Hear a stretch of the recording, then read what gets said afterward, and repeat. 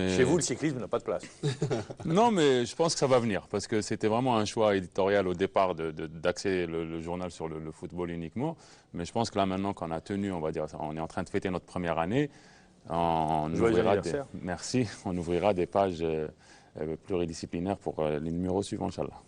Alors, 12 et 5 étapes la première année, si mes souvenirs sont bons. 12, et là, vous passez à 20 sur le Tour d'Algérie 2013. Exact. La référence du Tour d'Algérie, c'est 1949. Il avait 19 étapes. Quand on a commencé en 2011, le commun des mortels ne comprenait pas que les règles ont changé et que les 5 étapes étaient imposées par la Fédération mondiale. On ne pouvait plus passer un tour de 20 étapes comme ça, sans montrer, si je puis dire, patte blanche. Et on était favorable parce que même pour nous, c'était une nouvelle équipe qui organisait un tour. On le voulait d'un certain niveau, donc il fallait d'abord maîtriser l'organisation, les gens qui devaient organiser cet événement-là. Donc c'était un bon test pour nous. On est passé à 12 étapes l'année dernière et cette année on passe donc au lieu de 19, on fait une de plus, c'est 20. Alors le projet maintenant, on n'en parle plus du Tour d'Algérie, on va parler du Grand Tour d'Algérie qui englobe 9 épreuves du 8 au 29 mars, mais il y a 9 épreuves. Et c'est un nouveau concept qu'on a mis au point. Ça permet aux équipes, surtout africaines, de venir, c'est comme un menu au restaurant, vous choisissez de faire les compétitions sur les 9 épreuves, vous avez le choix de faire une, deux ou trois ou six ou toutes, selon le niveau des équipes, parce que actuellement, le Tour d'Algérie est déjà connu pour être d'un niveau un peu fort, et ça ne permet pas aux fédérations africaines de maintenir, enfin à certains pays africains, de maintenir cette cadence-là. Donc on a créé un nouveau concept. Ça permet également de donner notre image, l'Algérie, de découvrir l'Algérie, de découvrir les paysages, de voir. Absolument. Ça donne une exposition. C'est l'objectif, en dehors de l'objectif sportif qui est de développer une discipline, mais l'objectif qui vient juste après, c'est l'aspect culturel, découvrir le pays touristique si vous voulez. Mais j'interpelle un petit peu Fezouine pour lui dire, est-ce que 20 étapes, ce n'est pas un gigantisme qu'on veut faire? C'est passer de 12 étapes. Il est ambitieux, tout simplement. Bon, je dirais que c'est un peu.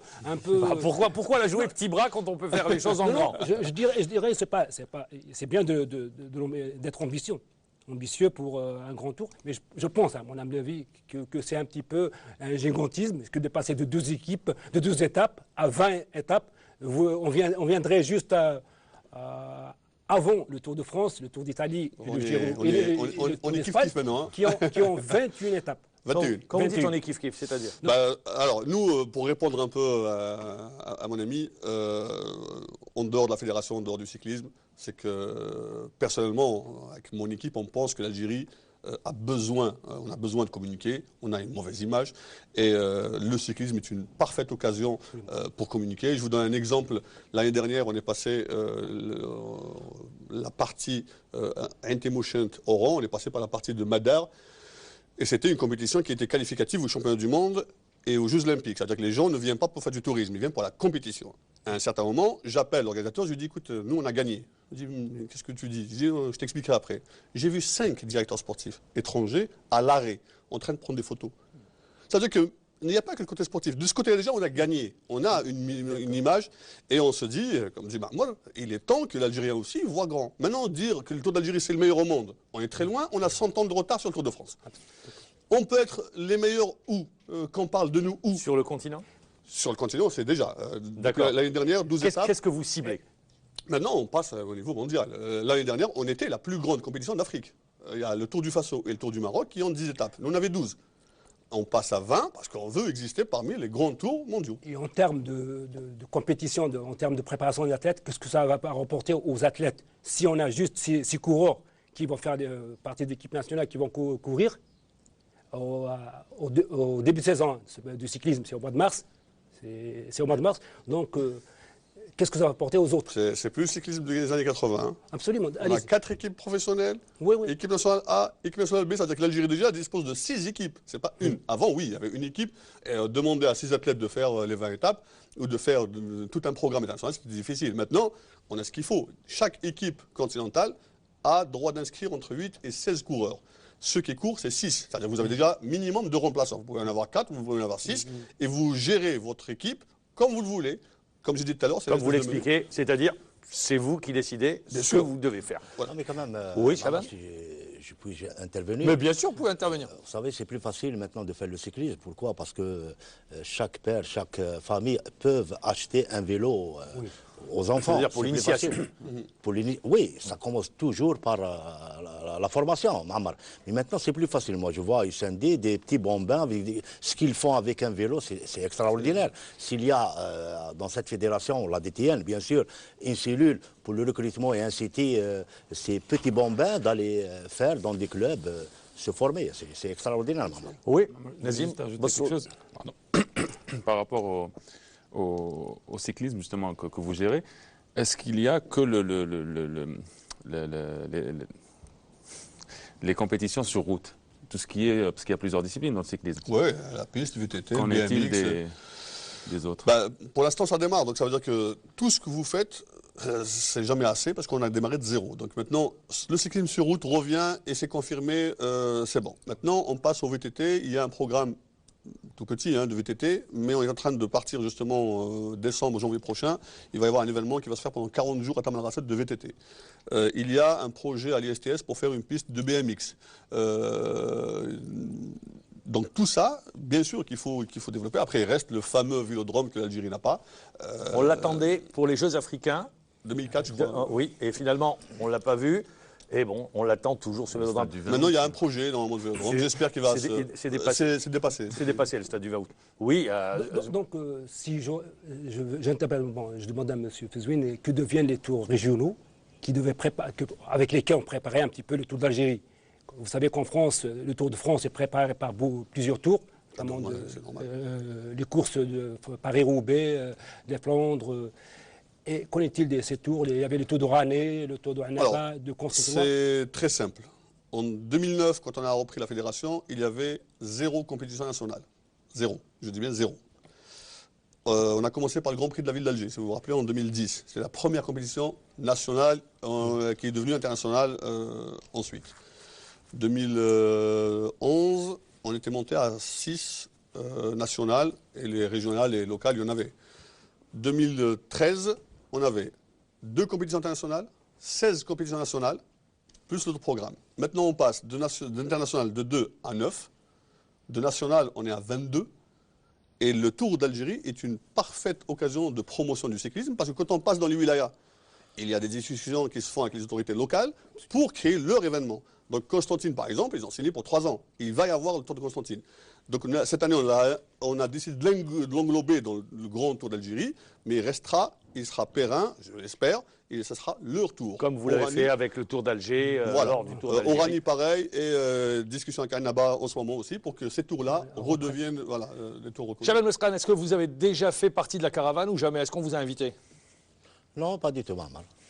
Voilà, c'est l'occasion ou jamais. Un mois de mars prochain, Ouais. avec plaisir. Ah, ça sera avec Il y a une plaisir. ambiance tout à fait particulière dans la caravane. Oui. Vous savez, il y a celui qui n'a pas vu, on ne peut pas la décrire, on ne peut pas en parler parce qu'il y a une... C'est avant l'arrivée et après? C'est, Tout je dirais, le temps. avant, Tout le temps.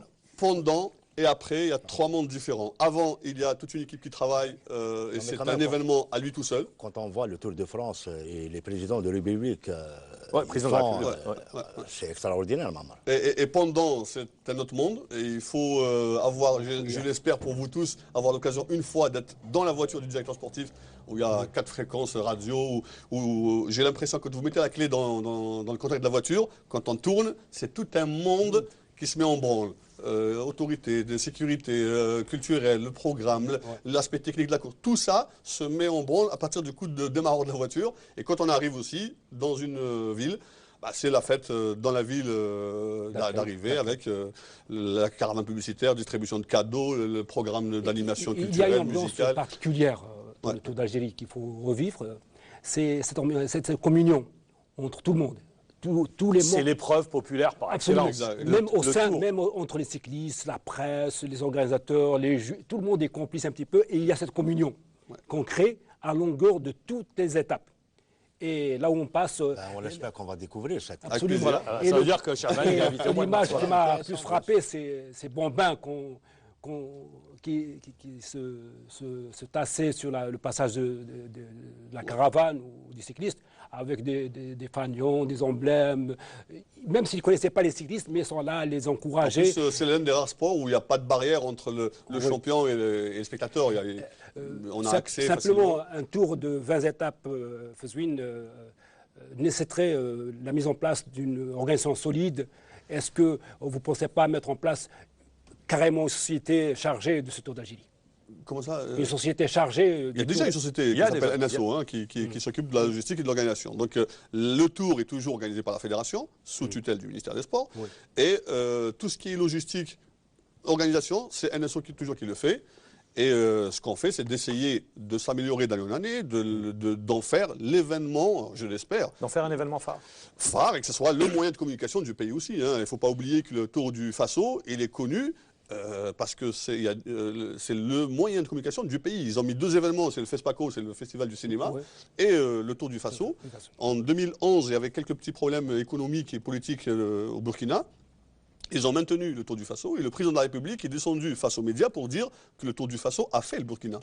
C'est un moyen de communication. Et j'espère que le Tour d'Algérie deviendra aussi un des moyens de communication de l'image Algérie, de la jeunesse algérienne. De toutes les manières, voilà, il est, je ne sais pas si on le voit, voilà, on le voit, hein, TAC, Tour d'Algérie cyclisme 2013, la revue, elle y est, on aura l'occasion d'y revenir. On va passer à un tout autre sujet également. On l'avait dit au tout début de l'émission, le compte à rebours a débuté. Algérie, Burkina Faso, J-9. Et déjà, on sent une ambiance tout à fait particulière. Est-ce que vous la vivez? Vous, Chabel Melskhan, par exemple, en tant que footballeur, est-ce que, ancien footballeur, entraîneur aujourd'hui, vous êtes à la DTN, est-ce que c'est le sujet d'actualité? Effectivement, il nous reste à 90 minutes du bonheur, gagner 1-0, on reçoit chez nous et aller faire un 4e mondial au Brésil, Mamar. Tout le monde en parle, tout le monde il est un petit peu stressé. Je ne sais pas pourquoi, parce que d'habitude, on est euphorique. Même la dernière de Saadane en 2010, même si on a joué un match barrage contre les Égyptiens, mais les Algériens, il y avait cette ferveur. Là, vous sentez du stress? Il y a beaucoup. Oui, pour les supporters algériens, ils sont un petit peu stressés, c'est qu'ils ne croient pas, ils s'inquiètent, Mamar. Voilà, ça c'est la rue. Moi j'habite à Usendé, mais si tout le monde parle de la même façon, ils ont une petite inquiétude. Nazim, elle est justifiée cette inquiétude? Je crois que, en partie, oui. Parce que c'est un match de football, 90 minutes, tout peut arriver, même si sur le papier, on a tous les avantages. Enfin, on reçoit, il y a un public magnifique, les joueurs, je pense qu'ils vont être montés à bloc en pression et qu'ils veulent surtout cette Coupe du Monde. Et encore une fois, c'est au Brésil, c'est pas, je pense que c'est quelque chose qu'on vivra, même nous, journalistes, peut-être une fois. Donc c'est tout le monde qui est derrière et il ne faudrait pas qu'on va dire cette envie se transforme en pression négative et qu'on n'aille pas au Brésil. C'est vrai que, encore une fois, un but, on a tout les, pour quand on dit comme ça, un but, on a l'impression que c'est rien. Non, mais marquer ce but. Hein. Je pense que c'est un résultat un petit peu piège. 1-0, on dirait que c'est facile. Mais là, c'est très difficile. Il faut le marquer ce but. Après, ça va venir. Mais c'est pour ça qu'on stresse. On a l'impression qu'il manque quelque chose, on a peur. C'est comme si on va vraiment, ce sera difficile. Alors justement, Chabel, on lance la pub et on revient à vous pour aller dans le détail. Vous qui avez participé à un mondial, c'était en 1982 avec cette grande équipe d'Algérie qui nous avait fait rêver.